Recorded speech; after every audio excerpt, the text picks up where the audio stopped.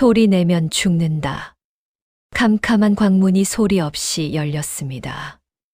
손에 은장도를 든 것은 매화였습니다. 15년을 한 집에서 자매처럼 자란 몸종에 손에 든 그 칼끝이 지금은 채은의 목숨을 겨누고 있었습니다. 칼끝은 떨리고 매화의 눈에서도 눈물이 흘렀습니다. 어째서 충성을 바치던 몸종이 주인을 죽이려 한 것일까요? 그런데 그 칼끝이 정말 향해야 할 곳은 채은이 아니었을지도 모릅니다. 저희 채널에 오신 여러분 구독과 좋아요 눌러주시고 어디서 듣고 계시는지 댓글 남겨주시면 행운을 가득 담아 보내드리겠습니다. 오늘 이야기 시작합니다. 이야기는 그보다 몇 달 전으로 거슬러 올라갑니다. 옛날 영조 임금 18해째 경상도 청하현이었습니다. 남씨 가문은 대대로 학문과 덕망으로 이름나 집안이었습니다. 그러나 몇 해째 흉년이 이어졌습니다. 재산 다툼까지 겹치며 가세는 나날이 기울었습니다. 이 집안의 외동딸 채은 나이 19이었습니다. 침착하고 총명하여 어른들도 혀를 내둘렀습니다. 굶주린 백성을 보면 곳간에 쌀 한 줌이라도 나누어 주는 아씨였습니다. 아버지가 병으로 세상을 뜬 뒤 모든 것이 무너지기 시작했습니다. 곳간은 나날이 비었습니다. 화로에도 수찬 덩이를 아껴 쓰는 겨울이었습니다. 숙부 남경수는 형의 3일장이 끝나기도 전에 집을 찾아왔습니다. 조카를 위로하는 말은 단 몇 마디뿐이었습니다. 대신 마당 구석 혹시 가만히 술을 헤아리는 그 눈길만은 길고 집요했습니다. 채은은 그 눈빛이 못내 마음에 걸렸습니다. 그러나 상중의 숙부를 의심하는 것 같아 애써 마음을 눌렀습니다. 집안에 남은 것은 낡은 기와집 한 채, 그리고 아버지가 마지막까지 품에 안고 계시던 작은 나무함 하나뿐이었습니다. 그 안에 무엇이 들었는지는 아무도 몰랐습니다. 마을 사람들은 채은이 지나갈 때마다 수군거렸습니다. 어린 계집 혼자 저 큰 집을 어찌 지키겠냐. 머자나 숙부 손에 넘어갈 것이요. 그러나 채은은 그런 시선 앞에서도 허리를 곧게 펴고 다녔습니다. 그런 채은의 곁에는 어릴 적부터 함께 자란 매화가 있었습니다.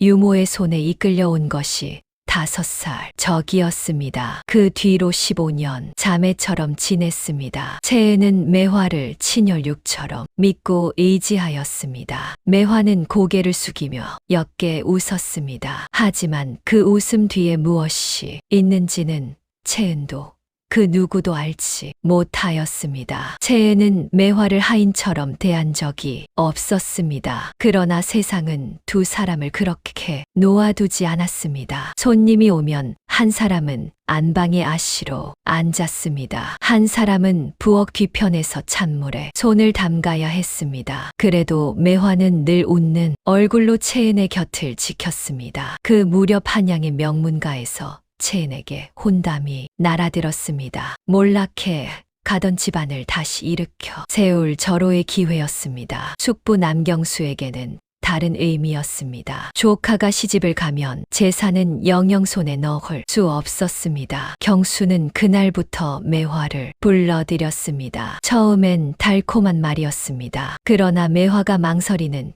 기색을 보이자 경수의 낯빛이 바뀌었습니다. 내가 하지 않겠다면 내가 직접 하마. 그러면 너는 살아남을 성싶으냐? 이 집안일에 발을 들인 순간 너도 나도 한 배를 탄 것이다. 매화의 얼굴에서 핏기가 거쳤습니다. 경수는 그것으로 끝내지 않았습니다. 관아의 아전 하나를 몰래 불러 술과 은전을 먹였습니다. 아전이 머뭇거리자 경수는 웃으며 그의 어깨를 짚었습니다. 자네도 알지 않나. 내가 입만 열면 자네 목이 먼저 달아난다는 것을. 채은에게 씌울 거짓 소문의 밑그림은 그렇게 완성되었습니다. 그날 이후 매화에게 낯선 구석이 생겼습니다. 밤이 깊으면 슬며시 처소를 나섰습니다. 한참 뒤에야 돌아왔습니다. 어디를 다녀오느냐 물으면 그저 바람을 쐬고 왔다며 웃어 넘길 뿐이었습니다. 다만 그런 밤이면 매화의 버선 끝에 낯선 붉은 흙이 묻어 있었습니다. 방 안에는 알 수 없는 향, 냄새가 잠시 감돌다 사라졌습니다. 채은은 그것이 무엇을 뜻하는지 알아채지 못하였습니다. 며칠 뒤 청하현 장터 우물가에 안악 몇이 모여 있었습니다. 자네 그 얘기 들었나? 남씨 대가씨가 하인놈과 부정한 사이였다지. 세상에 그 얌전한 아씨가 누가 그러던가 몰라. 다들 그렇다고 하니 그런가 보다 하는 거지. 빨래터에서도 주막 평상에서도 같은 이야기가 오갔습니다. 누가 처음 지어냈는지는 아무도 몰랐지만 소문은 하루가 다르게 살이 붙었습니다. 대문 앞에는 누군가 던진 오물이 나뒹굴었습니다. 우물가에서 물을 기르면 안악들이 일부러 두레박을 먼저 채 갔습니다. 채은의 차례는 늘 맨 뒤로 밀렸습니다. 그러던 어느 날 밤 채은은 나무함 속 장부가 사라진 것을 알아차렸습니다. 방문을 박차고 나섰습니다. 매화는 이미 알고 있었다는 듯 무표정하게 서 있었습니다. 무슨 말을 물어도 고개만 숙일 뿐 입을 열지 않았습니다. 이튿날 경수는 그 장부를 증거 삼았습니다. 하인들만 데리고 와 채은을 대문 밖으로 밀어냈습니다. 대문이 닫혔습니다. 매화가 안방 마루에 올라앉아 새 안주인처럼 고개를 들었을 때 채은은 보따리 하나만을 아는 채 낯선 길 위에 홀로 남겨졌습니다. 7월의 뙤약볕 아래 등 뒤로 길게 들이운 그림자만이 쓸쓸히 따라오고 있었습니다. 집에서 쫓겨난 채은은 청하현 외곽의 작은 마을로 흘러들었습니다. 양반 아씨라는 신분을 숨기고 떠돌이 과부 행세를 하며 삭바느질로 하루하루를 이어갔지요. 하룻밤을 지낼 방 한 칸을 얻는데도 품삯 절반을 내주어야 했고 겨울이면 문풍지 사이로 스미는 바람에 손끝이 얼어 바늘을 쥘 수조차 없었습니다. 그래도 채은은 삭시를 놓지 않았습니다. 어느 날 저녁 굶주린 아이 하나가 채은의 방문 앞을 서성이는 것을 보았습니다. 채은은 그날 받은 삭시의 절반으로 산 보리떡을 아이 손에 쥐어 주었습니다. 아이는 놀란 눈으로 몇 번이고 돌아보며 골목을 뛰어갔지요. 채은 자신도 그날 밤은 물로 배를 채워야 했지만 후회하지 않았습니다. 바느질감을 맡기던 주막집 주인이 어느 날 채은의 바느질을 유심히 들여다보다 과부치고 손끝이 참 야무지네. 어디 반가 댁에서 배웠나. 채은의 심장이 철렁 내려앉았습니다. 순간 손끝에 힘을 풀어 바늘땀을 일부러 삐뚤게 해 놓으며 웃어 넘겼습니다. 어깨 너머로 본 것이 다이옵니다. 요즘은 손이 굼떠서 이 모양이지요. 주인은 별 의심 없이 돌아섰지만 채은은 그 뒤로 며칠간 바늘땀을 일부러 거칠게 놓아야 했습니다. 그러던 어느 날 마을 우물가에서 물을 길어 올리던 채은의 앞에 낯선 사내 하나가 나타났습니다. 이름은 이도겸, 한양에서 내려온 관아 서리 출신의 선비였습니다. 도겸은 품속에서 종이 한 장을 꺼내 햇빛에 비추어 보고 있었습니다. 채은의 사건 기록이었습니다. 손끝으로 관인 자국을 몇 번이고 문지르던 도겸의 미간이 좁아졌습니다. 다른 장들보다 먹빛이 유독 진하고 선명했습니다. 마치 누군가 최근에 다시 찍어 넣기라도 한 것처럼 말입니다. 오랜 관아 생활로 익힌 감이 자꾸만 마음에 걸렸지요. 처음에는 도겸도 채은을 경계하였습니다. 그러나 며칠을 지켜본 끝에 굶주려 야윈 얼굴로도 허리를 꼿꼿이 세우고 남의 것을 탐하지 않는 채은의 모습에서 진심을 느끼게 되었습니다. 결정적인 것은 따로 있었습니다. 어느 날 도겸이 슬며시 엽전 몇 잎을 채은의 바느질 바구니에 흘려두고 지켜보 적이 있었습니다. 재산을 노리는 자라면 못 본 척 챙길 만한 액수였지요. 며칠 뒤 채은은 그 엽전을 그대로 들고 와 도겸 앞에 내밀었습니다. 날이 물건인 듯한데 잘못 흘리신 게 아닌지요. 도겸은 그제야 마음을 굳혔습니다. 두 사람은 그 관인 자국의 정체를 함께 밝혀 보기로 뜻을 모았습니다. 그러나 두 사람이 움직이기 시작했다는 소식은 어느새 청하현 본가에도 스며들었고 들렸고 그날 이후 남씨 본가에서는 밤마다 낮은 목소리가 새어나오는 방이 하나 생겼습니다. 채은과 도겸은 남씨 가문이 예전에 곡식을 보관하던 외곽에 오래된 창고를 찾아갔습니다. 쥐가 갉아먹은 나무 상자 틈새에서 채은은 아버지의 필적이 남은 기록 몇 장을 찾아냈습니다. 기록을 한 장 한 장 넘기던 도겸의 손이 문득 멈추었습니다. 종이 귀퉁이마다 작은 손도자 하나가 똑같이 찍혀 있었던 것이지요. 누구의 것인지는 알 수 없었으나 그 손도장은 마치 이 문서들을 누군가 한 번씩 손에 쥐고 지나갔다는 표식처럼 보였습니다. 무엇이 어떻게 잘못되었는지는 아무리 들여다보아도 좀처럼 손에 잡히지 않았습니다. 가장 결정적일 것 같은 마지막 장은 오랜 세월 습기에 젖어 글씨가 뭉개져 있었습니다. 그 사이 경수는 한 발 앞서 움직이고 있었습니다. 관아 마당에 도착한 경수는 아전에게 쌀 2가마니 값의 은자를 슬쩍 쥐어 주었습니다. 아전은 주위를 살피며 그것을 소매자락에 넣고는 붓을 들어 고소장을 써 내려갔습니다. 채은이 집안 물건을 훔치셔 달아난 도둑이라는 글자가 종이 위에 새겨지는 동안 경수는 팔짱을 낀 채 그 붓끝을 가만히 내려다보고 있었습니다. 며칠 지나지 않아 포졸들이 마을에 나타나 채은의 행방을 캐묻고 다녔습니다. 채은에게 밥을 나누어 주던 이웃마저 등을 돌렸고 어느 집 아이는 채은을 보자마자 어른들에게 배운 대로 돌멩이 하나를 던지고 도망쳤습니다. 채은은 이마에 맺힌 핏방울을 소매자락으로 닦아내며 그 자리에 주저앉지 않으려 애써 다리에 힘을 주었습니다. 두 사람은 과거 남씨 집안에서 일했던 예타인들을 수소문하기 시작하였습니다. 발품 끝에 닿은 곳은 고을 남쪽 끝자락 20년 넘게 남씨 집안 부엌일을 했던 늙은 하인 복례의 초가였습니다. 그러나 복례는 문틈 사이로 두 사람을 흘기 보더니 고개를 세차게 내저었습니다. 오랜 세월 무언가에 짓눌려 살아온 얼굴이었지요. 채은은 억지로 캐묻지 않고 조용히 돌아섰습니다. 돌아서기 전 채은은 한마디를 남겼습니다. 복례 어미 어릴 적 제게 콩고물떡 만들어 주시던 그 손맛을 저는 아직도 기억하고 있사옵니다. 복례의 손이 문틀을 짚은 채 잠시 멈추었습니다. 그 짧은 떨림을 채은도 도겸도 눈치채지 못한 채 두 사람은 발걸음을 돌렸습니다. 사흘째 되던 날 채은이 복례의 초가 앞에 다시 찾아갔을 때 복례는 문 앞에 먼저 나와 서 있었습니다. 밤새 울었던 자국이 눈가에 붉게 남아 있었지요. 복례는 말없이 품속에서 누렇게 빛바랜 봉투 하나를 꺼내 채은의 손 위에 올려놓았습니다. 선대 어른께서 돌아가시기 석 달 전 이 늙은 것에게 맡기신 물건이라 하였습니다. 봉투 안에는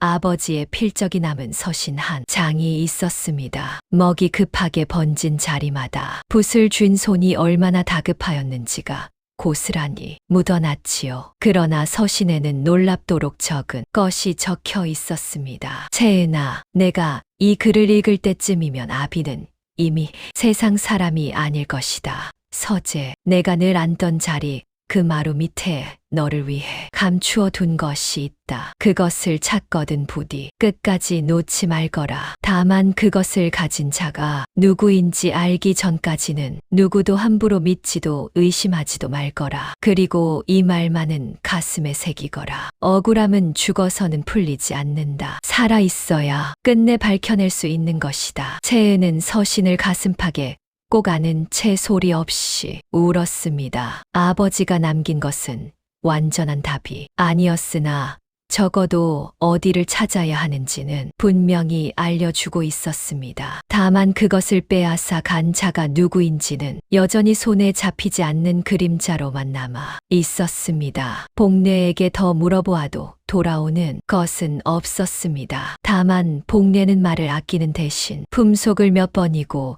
손으로 매만지는 모습을 보였습니다. 그 안에 무엇이 들어있는지 채은도 도겸도 차마 묻지 못하였습니다. 도겸은 남씨 본가의 동태를 살피기로 하였습니다. 장을 보러 나온 본가 하녀에게 다가가 좁쌀 몇 대 값을 슬쩍 쥐어주며 지나가는 말처럼 안부를 물었습니다. 하녀는 그러자 나도 요즘 경수의 불호령에 지쳐 있던 참이었습니다. 주위를 살피더니 목소리를 낮추었습니다. 날이 깨서 요 며칠 밤잠을 설치십니다. 저희 같은 것들 들들 볶으시면서 서재 쪽 물건들을 자꾸 딴 데로 옮기라 하시고요. 소인도 왜 그러시는지는 모르옵니다. 도겸은 그 말을 듣고 걸음을 재촉했습니다. 서재의 물건을 옮긴다는 것은 무언가를 감추거나 없애려 한다는 뜻이었습니다. 채은과 도겸이 증거를 모으고 있다는 소식은 어느새 본가에도 흘러 들어간 듯하였습니다. 며칠 뒤 관아에는 채은이 떠돌이 사내와 작당하여 재산을 빼앗으려 한다는 거짓 고발장이 올라왔습니다. 누가 그것을 올렸는지는 짐작할 뿐이었으나 그날부터 채은에게 마지막까지 마음을 열어두었던 이웃마저 대문을 걸어 잠갔습니다. 그 무렵 채은에게 사람을 통해 전갈이 왔습니다. 매화가 보낸 것이라 했습니다. 모든 것을 아쉽게 사실대로 고하고 싶습니다. 다만 다른 이의 눈이 있으면 입을 열 수 없으니 정자나무 아래로 혼자 나와 주시옵소서. 채은의 가슴이 흔들렸습니다. 매화가 마음을 돌이켰을지도 모른다는 기대, 그리고 혹시 또 다른 함정은 아닐까 하는 의심이 동시에 일었습니다. 그러나 진실을 캘 수 있다면 어떤 위험도 감수해야 했습니다. 채은은 홀로 그곳으로 향하였습니다. 가시가 경수는 매화를 따로 불러 다른 말을 하고 있었습니다. 그 계집이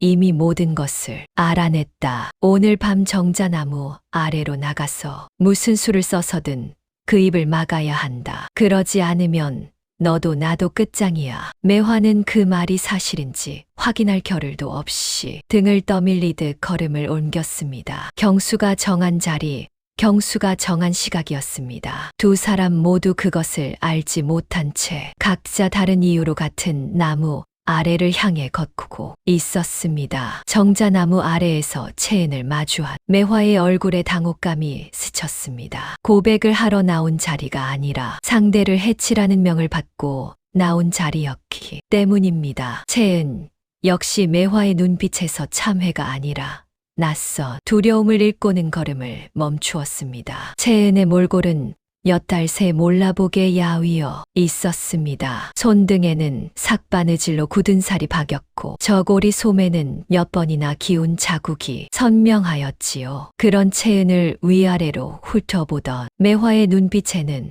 옛정보다 낯선 안도가 먼저 스쳤습니다. 아씨, 지금이라도 조용히 떠나시오. 그 한마디를 남기고 매화는 매정하게 돌아섰습니다. 채은은 그 뒷모습을 오래도록 바라보았습니다. 어릴 적 한 이불 속에서 깔깔거리며 웃던 그 얼굴이 어찌 이리도 낯설어졌는지 가슴 한가운데가 칼로 도려내는 듯 아려왔습니다. 매화 역시 돌아서는 순간 무언가 무거운 것이 어깨 위에 내려앉는 것을 느꼈으나 그것이 무엇인지 스스로도 애써 외면하였습니다. 매화가 사라지고 얼마 지나지 않아 나무 뒤에서 기다리고 있던 경수가 모습을 드러냈습니다. 뒤에는 장정 둘을 거느리고 있었습니다. 두 사람을 같은 자리로 불러들인 것도 각자에게 다른 말을 흘려넣은 것도 모두 경수의 계산이었습니다. 쫓겨난 계집이 아직도 정신을 못 차렸구나. 경수가 채은의 턱을 손끝으로 들어 올렸습니다. 채은은 턱을 획부리치며 물러섰습니다. 숙부님, 이러실수록 감추신 것이 있다는 뜻으로만 보이옵니다. 경수의 눈이 순간 일그러졌습니다. 그러나 이내 다시 웃음을 지어 보였습니다. 내가 무엇을 캐고 다니든 이 고을에서 내 손이 닿지 않는 곳은 없다. 몸 조심하거라. 경수는 그 말을 남기고 장정들과 함께 사라졌습니다. 채은은 그 자리에 한참을 서서 떨리는 숨을 골라야 했습니다. 한편 도겸은 서신의 내용을 몇 번이고 곱씹었습니다. 서재마루 밑이라면 위치는 분명하였으나 문제는 그 서재가 지금 경수의 소나기에 있는 남씨 본가 안에 있다는 것이었습니다. 담을 넘어 몰래 들어갈 수도 정문으로 당당히 청할 수도 없는 노릇이었지요. 두 사람이 궁리만 거듭하던 그때 뜻밖의 소식이 날아들었습니다. 그날 밤 남씨 본가의 서재에서 갑자기 불길이 치솟았다는 것이었습니다. 불이 나기 직전 담장 밖을 지나던 나무꾼 하나가 기름 냄새를 맡았다고 훗날 전하였으나 그 말을 귀담아 듣는 이는 아무도 없었습니다. 우연이었는지 누군가의 손이 닿은 것인지는 그 자리에 있던 이들조차 알지 못하였습니다. 다만 불길은 삽시간에 지붕을 삼키며 번져갔고 마루 밑에 감추어진 것이 잿더미가 되어버릴 참이었습니다. 진실이 손끝에 닿으려는 그 순간 가장 위험한 밤이 열리고 있었습니다. 채에는 치마 자락으로 입과 코를 틀어막은 채 연기 속으로 뛰어들었습니다. 아버지의 서신에 적혀있던 그 자리 서안 및 마루판을 더듬어 손톱이 깨지도록 판자를 들어 올리자 그 틈새에서 기름종이로 단단히 감싼 장부 한 권이 모습을 드러냈습니다. 아버지가 목숨을 걸고 지켜낸 것이 틀림없었습니다. 살아있어야 밝혀낼 수 있다. 채에는 그 한마디를 되뇌며 장부를 가슴에 품었습니다. 이 순간 채은의 심정이 어떠하였겠습니까? 불길보다 무서운 것은 이것을 지켜내지 못하면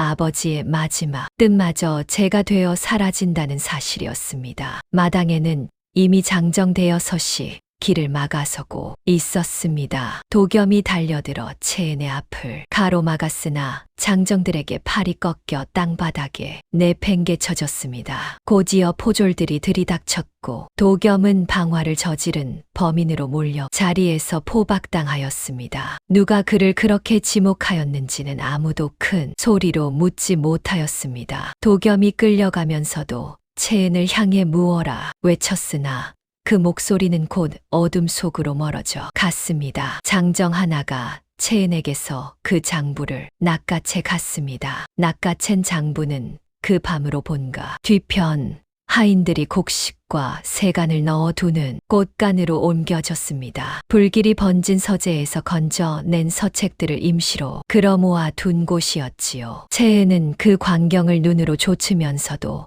아무것도 할 수 없었습니다. 곁을 지켜주던 단 한 사람마저 빼앗긴 채 채는 빈 광 안에 짐짝처럼 내던져졌습니다. 차가운 흙바닥 위에 웅크려 앉은 채은의 몸에서는 불길에 그을린 냄새가 가시지 않았습니다. 손톱이 깨진 손끝에서는 아직도 피가 배어 나오고 있었지요. 캄캄한 천장을 올려다보니 이제 진정 하늘이 무너지는 것 같았습니다. 그 밤 안방에서는 낮고 무거운 말소리가 새어 나왔습니다. 무슨 말이 오갔는지 정확히 들은 이는 없었으나 그날 이후 매화의 낯빛에서는 핏기가 완전히 걷혀 있었습니다. 그 밤 광의 나무문이 소리 없이 열렸습니다. 들어온 것은 매화였습니다. 손에는 은장도 한 자루가 쥐어져 있었습니다. 칼끝이 어둠 속에서도 희미하게 번뜩였습니다. 인기척에 눈을 뜬 채에는 소리 내지 않았습니다. 흙바닥에 웅크려 앉은 채 다가오는 그림자를 가만히 바라볼 뿐이었습니다. 매화의 손이 떨렸습니다. 한 걸음, 또 한 걸음, 걸음이 옮겨질 때마다 칼자루를 쥔 손끝에 힘이 들어갔습니다. 15해였습니다. 비 오는 날 한 이불을 덮던 밤들이 맛난 음식을 먼저 건네주던 손길이 무섭다는 말에 곁을 지켜주겠다던 그 다짐이 한꺼번에 밀려들었습니다. 지금이 아니면 안 된다. 매화는 스스로에게 그렇게 되뇌었습니다. 15년의 정과 오늘 밤의 명령, 그 사이에서 매화의 마음이 어떠하였겠습니까? 그러나 채은의 앞에 선 순간 다리에 힘이 풀렸습니다. 칼을 쥔 손이 부들부들 떨렸습니다. 들어 올렸다가 다시 내렸다가 그렇게 몇 번이고 되풀이하였습니다. 채은은 피하지 않았습니다. 도망칠 곳도 도망칠 기력도 없었습니다. 하지만 그보다 더 큰 이유가 있었습니다. 저 칼끈 너머에 선 사람이 여전히 매화라는 사실을 믿고 싶었기 때문이었습니다. 채은의 눈빛에는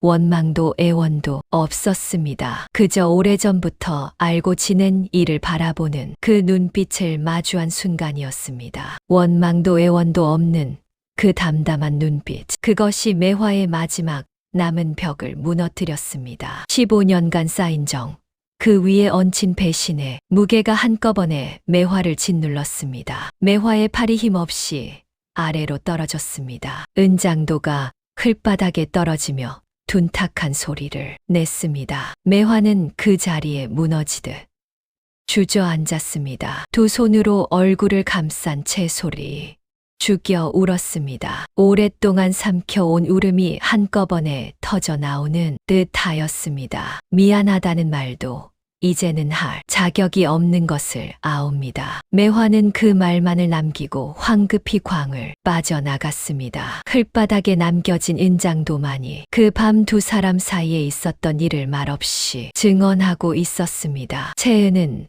어둠 속에서 칼을 오래도록 내려다보았습니다. 매화를 완전히 미워할 수도 완전히 용서할 수도 없는 마음이 가슴 한쪽에 무겁게 내려앉고 있었습니다. 옥에 갇힌 도겸은 절망에 몸을 맡기지 않았습니다. 관아에서 여러 해설이 노릇을 하며 익힌 것은 법전뿐만이 아니었습니다. 이 바닥에서 사람이 어떻게 움직이고 어떻게 겁을 먹는지 그 셈법 또한 몸에 배어 있었지요. 그를 지키던 젊은 나졸 하나가 유독 자주 옥 앞을 서성이는 것을 도겸은 놓치지 않았습니다. 밤이 깊어 인적이 끊기면 도겸은 낮은 목소리로 그 나졸에게 말을 건네기 시작하였습니다. 경수가 관아의 아전들에게 언제 얼마를 흘려넣었는지를 마치 직접 본 것처럼 하나하나 짚어냈습니다. 실은 창고에서 발견한 조각난 기록들과 오랜 관아 경험을 엮어 짐작해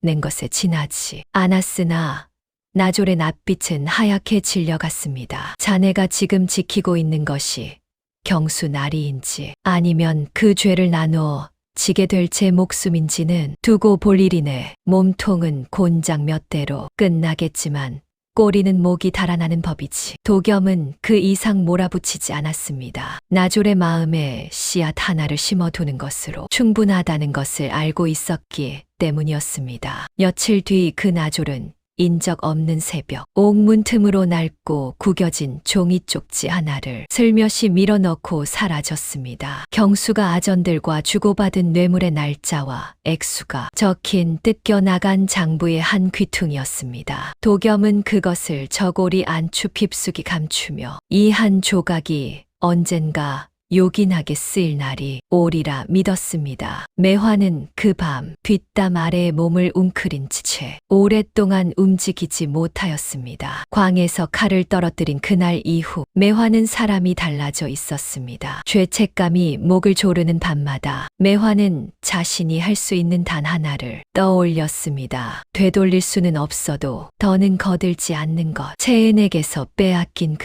장부가 곳간에 쌓여 있다는 것은 알고 있었으나 그 곳간은 밤낮으로 경수의 사람이 지키고 있었습니다. 어찌해야 할지 막막하던 그때 담장 틈으로 무언가가 슬며시 밀려 나왔습니다. 낡은 열쇠 하나였습니다. 고개를 들어 어둠 속을 살피니 담 너머 그림자 속에 선 것은 다름 아닌 복례였습니다.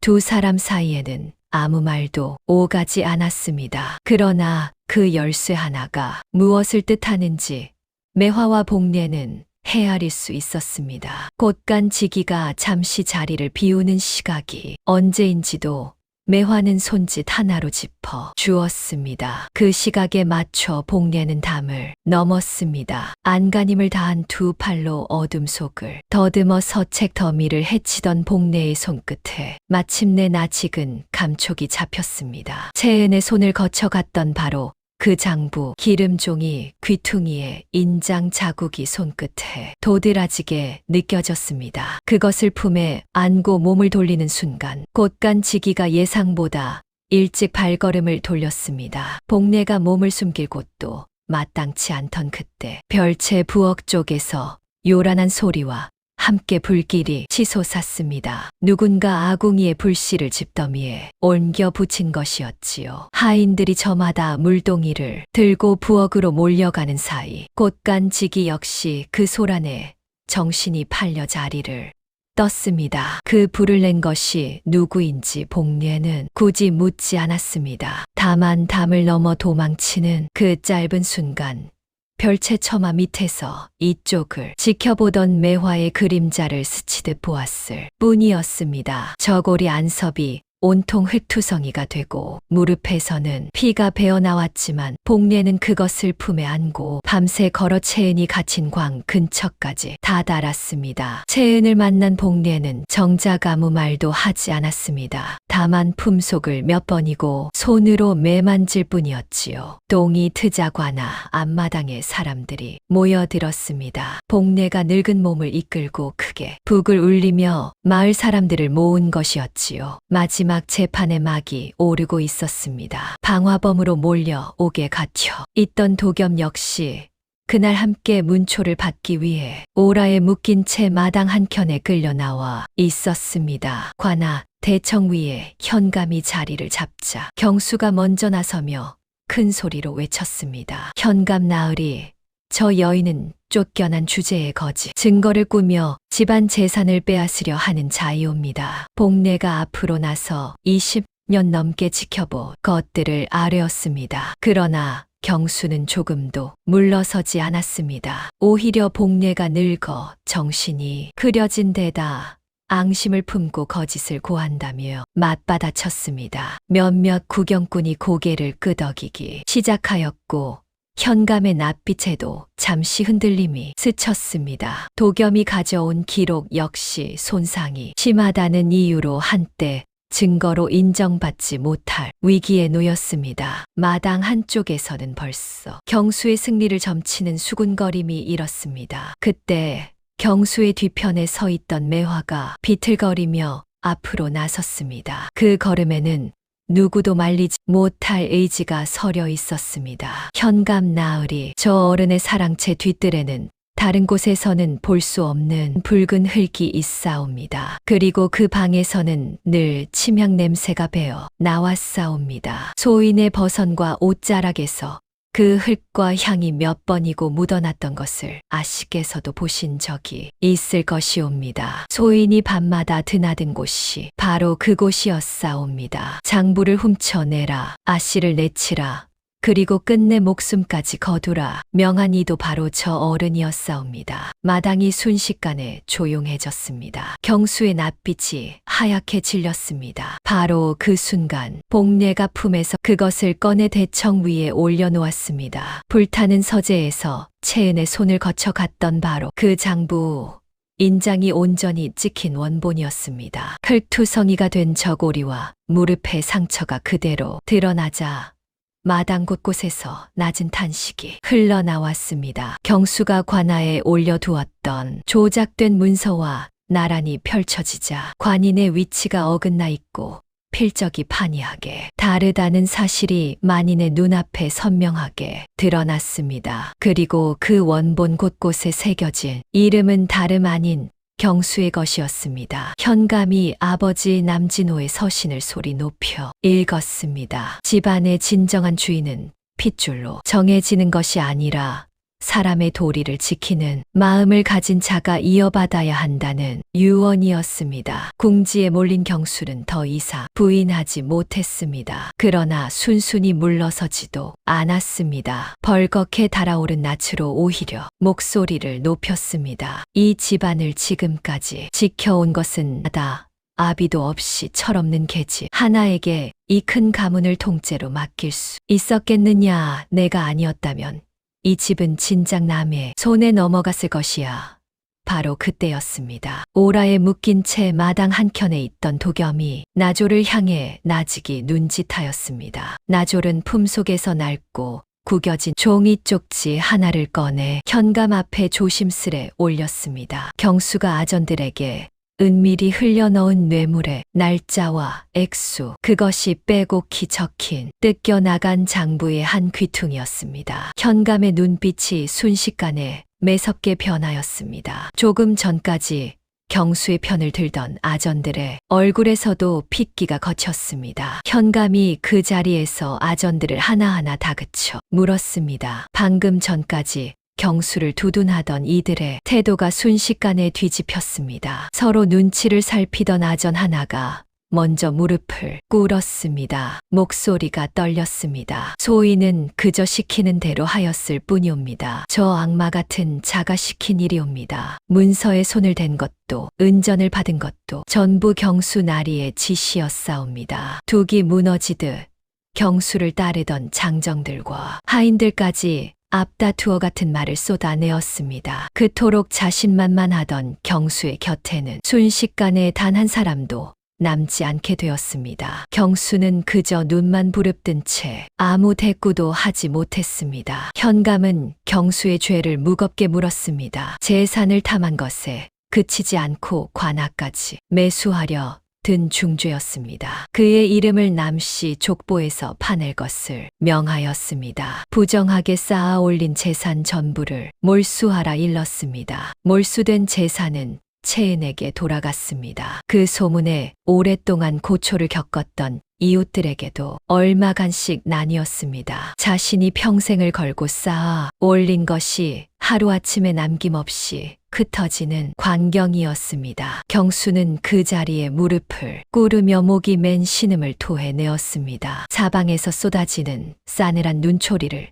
당해낼 수 없었습니다. 포졸들에게 양팔을 비틀려 끌려 나가면서도 끝내 고개를 들지 못하였습니다. 관아 마당에 함성이 터져 나왔습니다. 포졸들에게 끌려나가는 경수의 뒷모습이 대문 밖으로 완전히 사라지자 도겸이 채은에게 다가왔습니다. 오라에 묶였던 손목이 아직 붉게 부어 있었습니다. 해냈소. 채은은 아무 말도 하지 못했습니다. 그저 고개를 끄덕였습니다. 곁에 선 복례가 클투성이 저고리 그대로 채은의 손을 꼭 잡았습니다. 매화는 그 광경을 바라보다 힘없이 무릎을 꺾었습니다. 아씨, 저는 돌이킬 수 없는 죄를 지었사옵니다. 태어난 신분 때문에 단 한 번도 제 이름으로 불려본 적 없는 이 한 몸이 누군가에게 인정받고 싶었을 따름이옵니다. 채은은 긴 숨을 들이쉬고 현감을 향해 매화를 먼 마을로 내려보내는 벌을 청하였습니다. 계절이 한 번 바뀌었습니다. 경수는 족보에서 이름이 파이고 곤장을 맞은 채 먼 고을로 유배되었습니다. 뇌물을 받은 아전들도